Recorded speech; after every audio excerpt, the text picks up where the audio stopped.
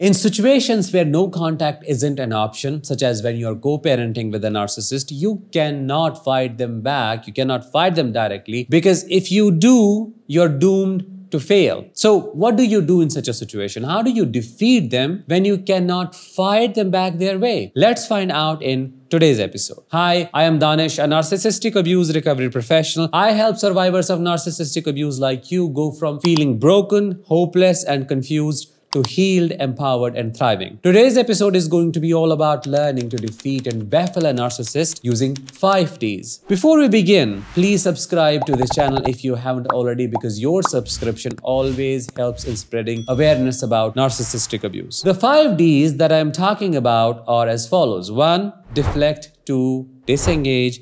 3. Decline. 4. Document.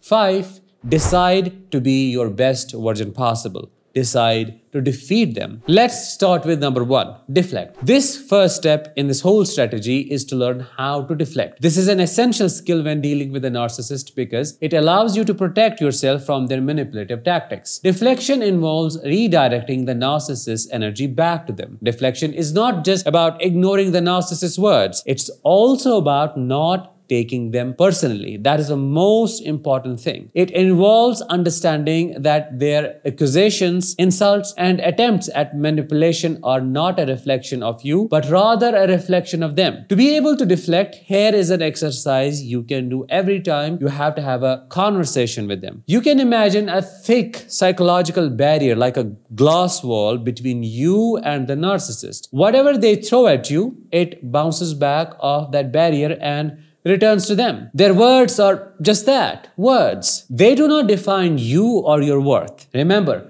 narcissists thrive on attention and drama. You already know that. If they cannot get a reaction out of you, they will feel defeated and powerless. So when they try to provoke you, instead of responding with anger or frustration, deflect. Simply deflect. Stay calm, stay composed, and refuse to be drawn into their web of manipulation. Number 2, disengaging. Disengaging is all about stepping back and not burning in the fire that has not been set by you. It is about not letting the narcissist push your buttons. It's about establishing boundaries and maintaining them. When a narcissist tries to encroach upon your space, physically or emotionally, do not justify, explain, or defend yourself. You don't have to prove anything to them. You can simply respond by saying things like, "We remember things differently. If you continue to speak like this, I will not answer. I hear you, but this isn't my experience. I know my truth, and I am not changing that. I am stepping away from this conversation. This is not a topic I am going to discuss. We can continue when you're ready to communicate." Remember, you have the right to remove yourself from the conversations, from the situations that are harmful or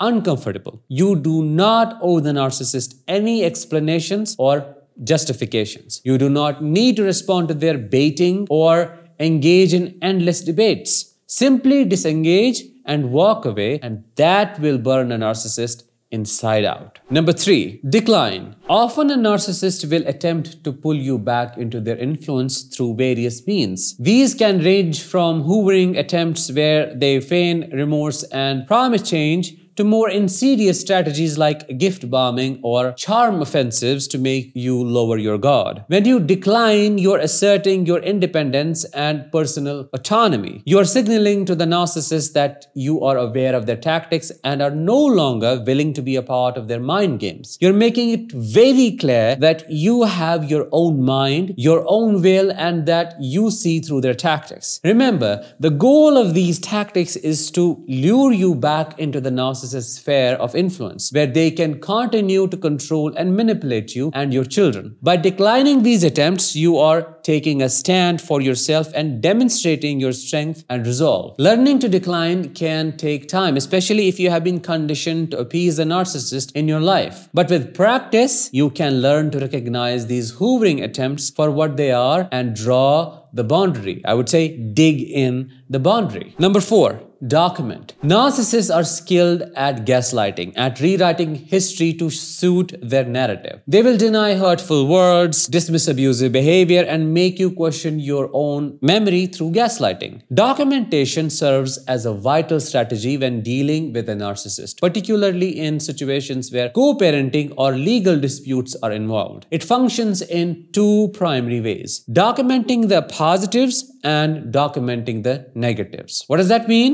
Let me explain. Documenting the positive involves keeping a record of all the positive things you do, especially in a co-parenting situation. This means keeping track of the time you spend with your children, the activities you engage in, and any special moments or milestones. This could also include school events you attended, doctor's appointments you took them to, or simple everyday moments of care and bonding. This is important because narcissists often attempt to undermine you or your parenting skills by making false accusations or spreading lies. They may try to paint you as a neglectful or unfit parent, hoping to turn others, in this situation, judges and the lawyers, against you. By documenting the positive, you can counter these claims with concrete evidence of your dedication and love as a parent. On the flip side, documenting the negative involves keeping a record of the narcissist's abusive or manipulative behavior. This includes instances of verbal, emotional, or even physical abuse. It could also involve noting any attempts by the narcissist to manipulate or control you or your children. This could also include instances where they have neglected their responsibilities as a parent. This record can serve as crucial evidence if you ever need to prove the narcissist's abusive behavior in a legal setting. It also helps you maintain a clear picture of reality, which can be essential when dealing with the narcissist's gaslighting attempts. Number 5 and the last one, decide to defeat them in the right way. Decide to be your best version possible. Deciding to be your best version possible means making a conscious choice to not let the narcissist's actions or words define who you are or how you feel about yourself. It means choosing to prioritize your own well-being and your own mental and emotional health above everything else. Becoming your best self involves cultivating self-love, self-respect, and self-confidence. It's about acknowledging your worth and refusing to let the narcissist diminish it. It's about standing tall, standing strong, and standing firm, even in the face of the narcissist's attempts to belittle and control you. Deciding to be your best is about choosing to rise above the narcissist's negativity and choosing to live a life of authenticity, integrity, and respect. A life that you deserve. Dealing with a narcissist is challenging, but remember, you are not alone. You have the strength, the courage, and the resilience to overcome this. Use these 5 Ds as a guide to navigate your way through the turbulent waters of narcissistic abuse, especially post-separation abuse. Stay strong, stay resilient, and remember to always be your best self. That was it for today's episode. I hope you found this episode helpful and useful. If you have any questions, feel free to leave a comment below and I'll try to answer them. I'll talk with you in the next one. Until then, let the healing begin and continue.